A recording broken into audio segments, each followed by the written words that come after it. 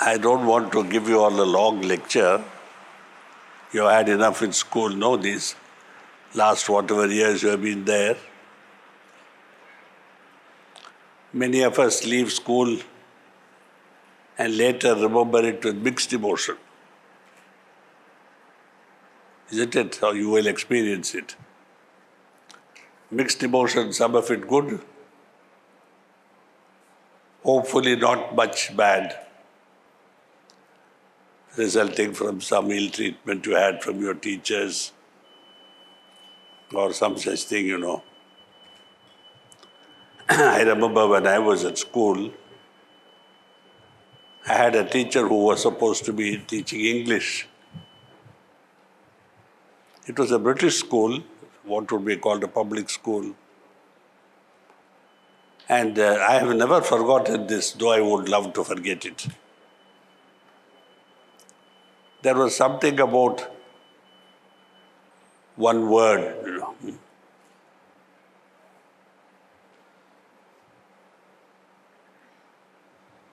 which could be spelled in two different ways and had two different meanings. I forget what that word was. Does anybody remember what it was? I think I have written about it in my so-called down memory lane, perhaps.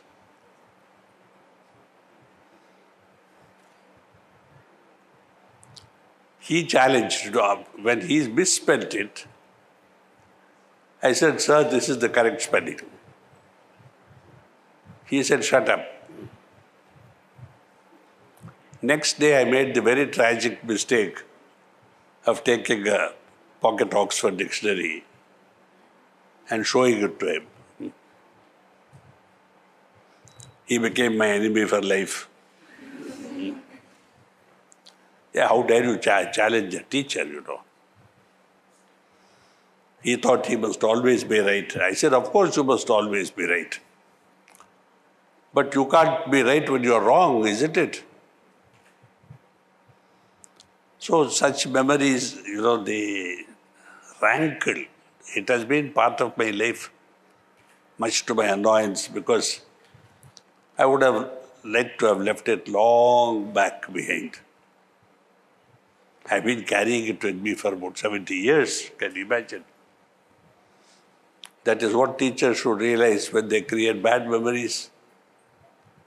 They last longer than good memories. I hope you had a lot of good memories created here in our school. And that education is not all dull learning, but there's a lot of fun to education too, as you will realize later when you put your education to use. It's all right, when we are taught that 2 plus 2 is 5. Is it? 2 plus 2? Well, why don't you say so? So when we are taught these things, we wonder why we are being taught all these things. What on earth does it matter when the Norman conquest was? What Julius Caesar said when he fell, when he landed from the boat? What does it matter? But the wider it's like we're having land. If you own a property 12 by 4, it's very small. If it's 12 by 40, it's big. If it's 1200 by 400, wow, no? Now we can ask you, what do you do with a house with 6 bedrooms? They are useful only to boast, no? To show off.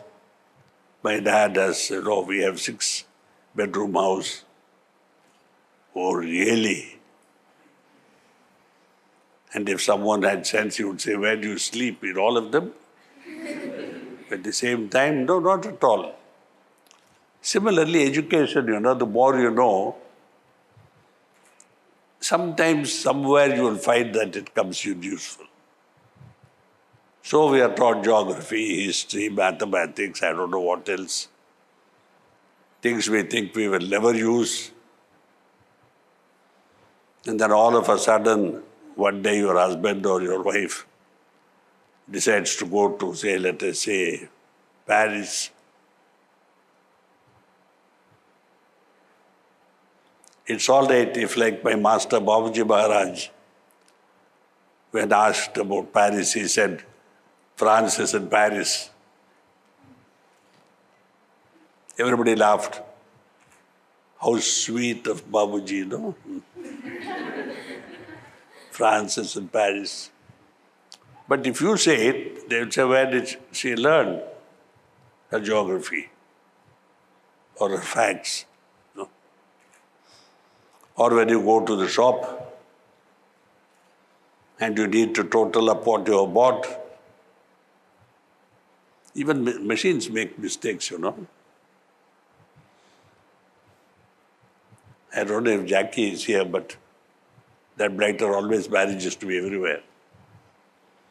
I was shopping once in France, and they had these machines, totaling machine.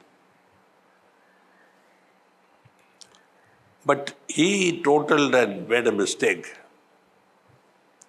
and it was a big mistake. It was almost 20% of the bill. So, in Europe, it's not polite to point out mistakes. Especially I was standing on the wrong side of the table, and I'm not expected to be able to total it from the wrong side, They are writing here, and I'm standing there. So I whispered into Jackie's ears, the total is wrong. He said, with the look of incredulity, he said, but Chari ji, it cannot be. It cannot be. Yeah, I said, but it is. And fortunately, without fighting me for it, let us fight for it. The shopkeeper corrected it and apologized profusely. So I had this ability to total from the wrong side.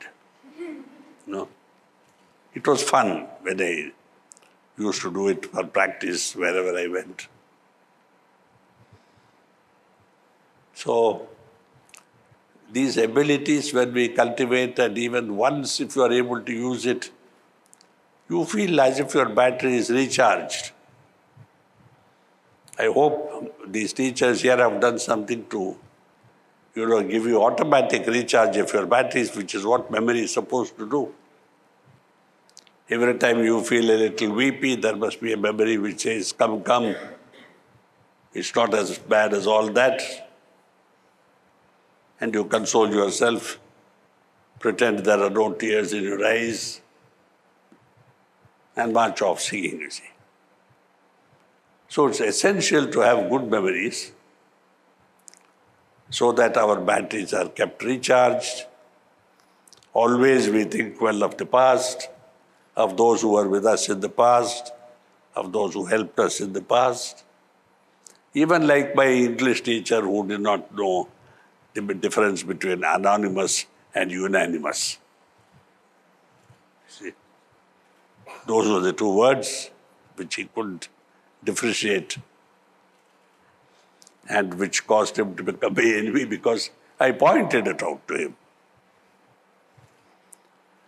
So, that I still carry this memory shows it was not good to have told it to him. But on the other hand, that I pointed it out to him showed that it was necessary to correct a teacher who was wrong. Because when we students are not expected to be wrong, how can we permit the teacher to be right when he is wrong? Isn't it? Then you have to say, sir, you are right every time you are wrong. That would be fun, isn't it? So remember, school life is a mixture of all these things, of friendships, of jealousies. I'm sure you've all been jealous sometime or the other, of someone or the other, perhaps of all. No? Not at all. There used to be what is called a patch in my school, Of course, it was a fraud, but we believed it. This Johnson tape, they come in squares and circles depending on where you want to apply them. So I had an Englishman who taught geography. He taught geography by throwing the duster at us. Where is Cambodia? And you can't say there, no? He used to play tricks with us, and he said, everybody come up here. And we lined up, and he put one pink patch on our forearm here, Johnson. He said, anybody who tells a lie, this will turn yellow. And we spent 3 days carefully keeping it on while we had our bath, and looking at it every time. So, I had all sorts of teachers in school, a very conglomerate mix, Britishers, Anglo-Indians, and Indians, So, what I'm trying to impress upon all of you is carry home good memories. I'm sure some of you at least will want to write to me by mail. Put under your name, put omega 2. Omega/2. Okay? Now let us go to better things and have something to eat before we disperse. Thank you. One thing I forgot to tell you, you will surely miss the love and the protection which I hope LMIS offered you.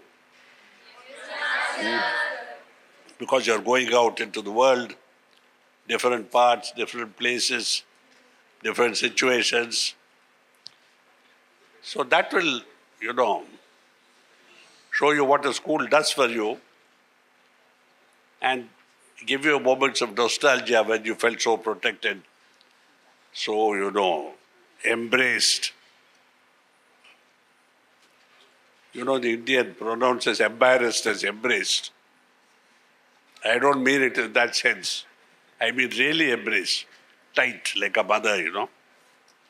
So that's what I want you all to remember the school as a mother.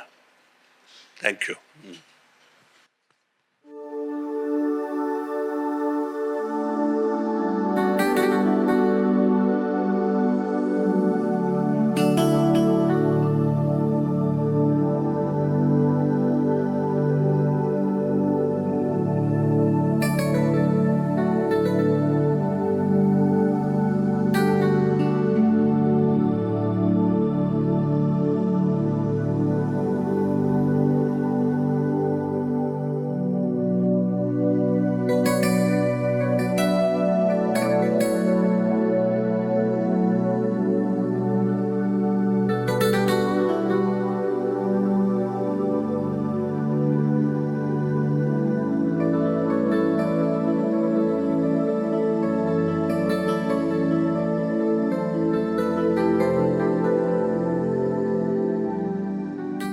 Good evening, everybody.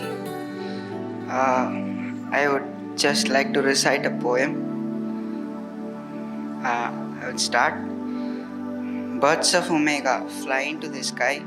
They shoot in all directions after days of nurture and lessons. Some fly low, some fly high, but they all look for the same destination in the midst of the mountains for a path which is the fastest towards the light, thrown by the sun towards evolution.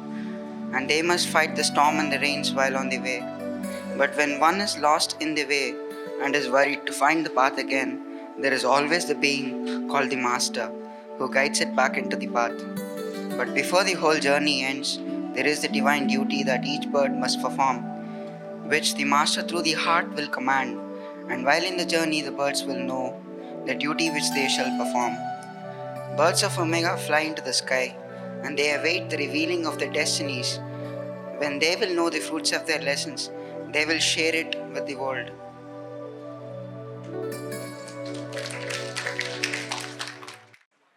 What should I do in my life, Master? Live it.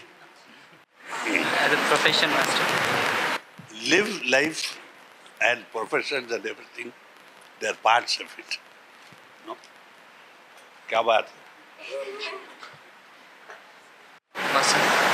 Master बोले बेटा बताइए इसमें. The trouble with all of you is you think living is different from doing something. But I find that living includes doing something. And if I'm able to do what I want, what my heart tells me to do, my life is good, pleasant, happy, comfortable. If I'm forced to do something which my heart says no, my heart, mind you, my head may say, why not? It's profitable. But we are not talking of profit here. We are talking of happiness. They are not the same. Because if you look around the world today, the most miserable people are the rich people. They have too much. Too many houses, too many cars, too many suits of clothes, too many servants, too many companies, too many incomes. And all they are concerned with is where to invest my next 25 crores or 250 crores. Our life should not be like that. Our life should be happiness with minimum possessions. You will find that when you have minimum, you don't worry about anything. You're not worried about thieves and robbers. You're not worried about the stock market. I mean, there is nothing to worry about. So choose the happy life and not the life of profit. Okay? Yes, now you go.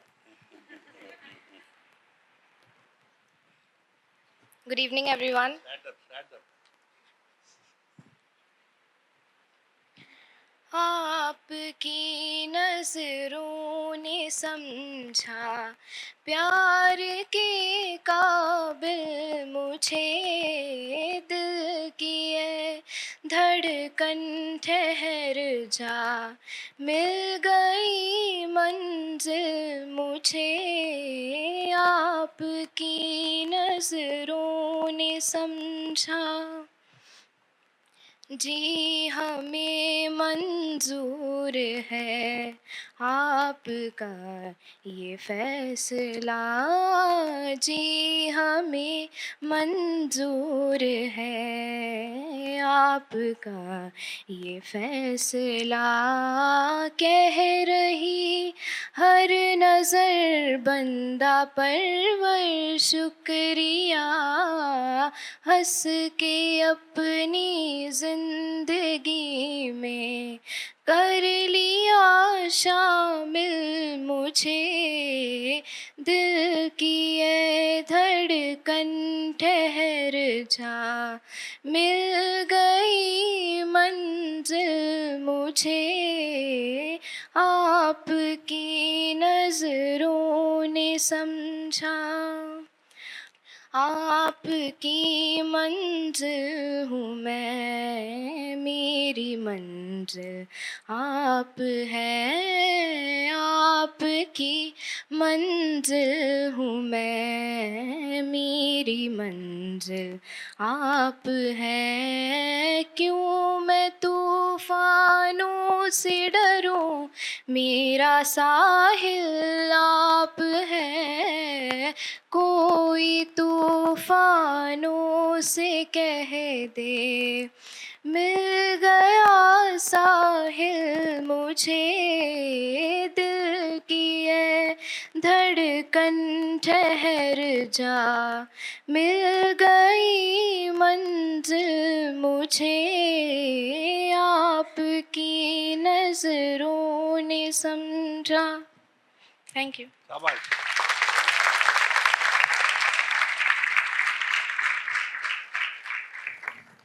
So on that note, I will say great things for you in your life. Thank you, Master. And lots of happiness, good health, and wisdom. Okay?